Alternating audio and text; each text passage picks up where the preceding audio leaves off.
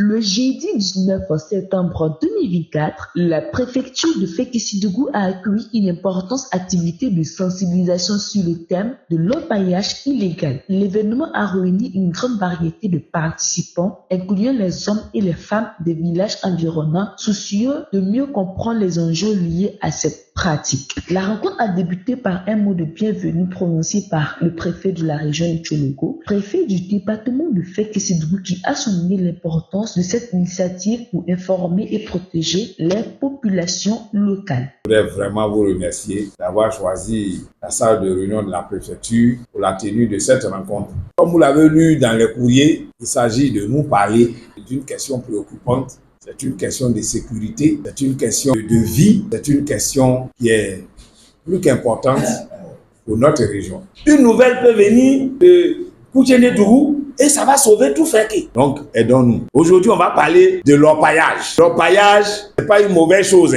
Tout à l'heure, on va vous préciser ça. Ce n'est pas une mauvaise chose. C'est une activité comme le commerce, comme le transport, comme les activités agricoles. C'est une activité qui rentre dans le domaine économique. C'est une activité normale. Mais comme les autres activités, elle est encadrée par la loi. Donc, ça veut dire qu'il faut respecter la réglementation en vigueur pour pouvoir travailler dans ce domaine économique. Parce que beaucoup de nos frères, pour n'avoir pas suivi les bonnes démarches, pour nécessaire pas conformer à la loi, ils sont morts. Il y a 2-3 jours seulement à Kakono, dans la sous-préfecture de Toroniéré, il y a 2 qui sont morts. Un est blessé. Ils sont allés creuser trou là-bas. Comme il pleut ces derniers temps, la terre a remué, s'est renversée sur eux.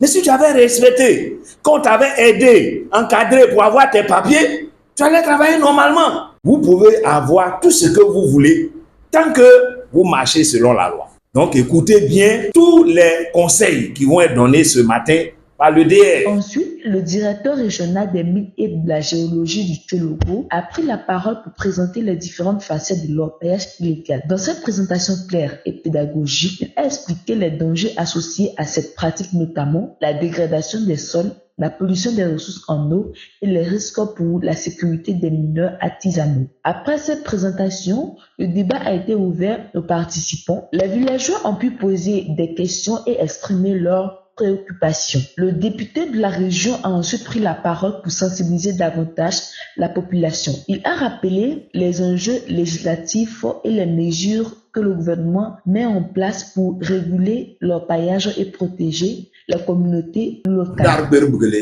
Mais conseil régional Barati, il l'a médian. Conseil régional Wirkan. Nanga rot na ole uba conseiller régional Urlugo, Munurlugo. Il est conseiller.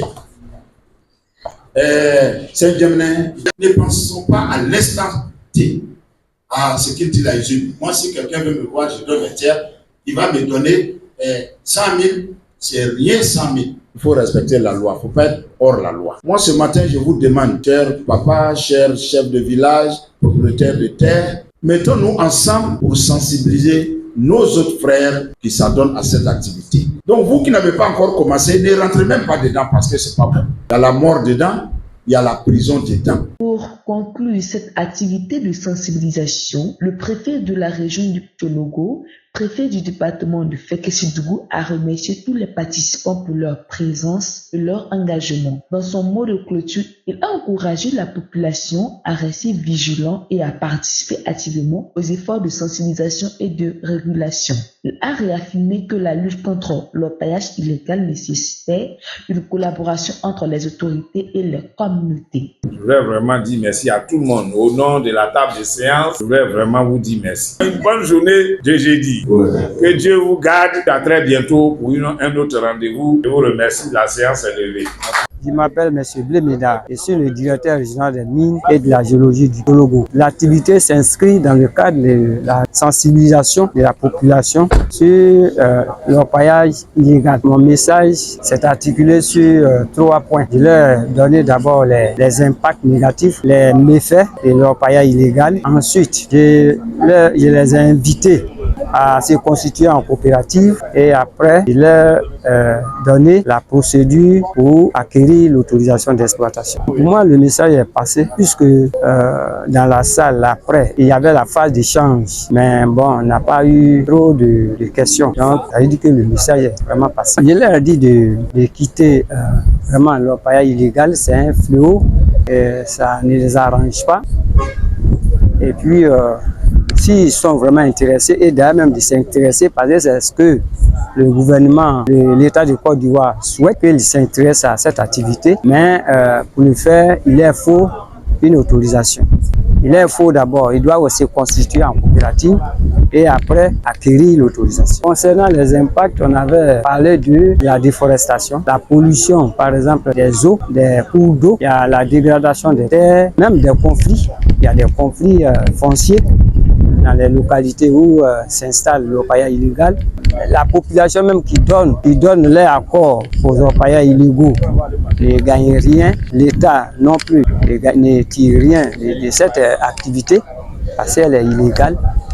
Et c'est l'État qui paie au vu de tout ça. Nous leur avons demandé de s'inscrire dans la légalité et se constituer en coopérative, en société coopérative. C'était le reportage de Tchologo TV.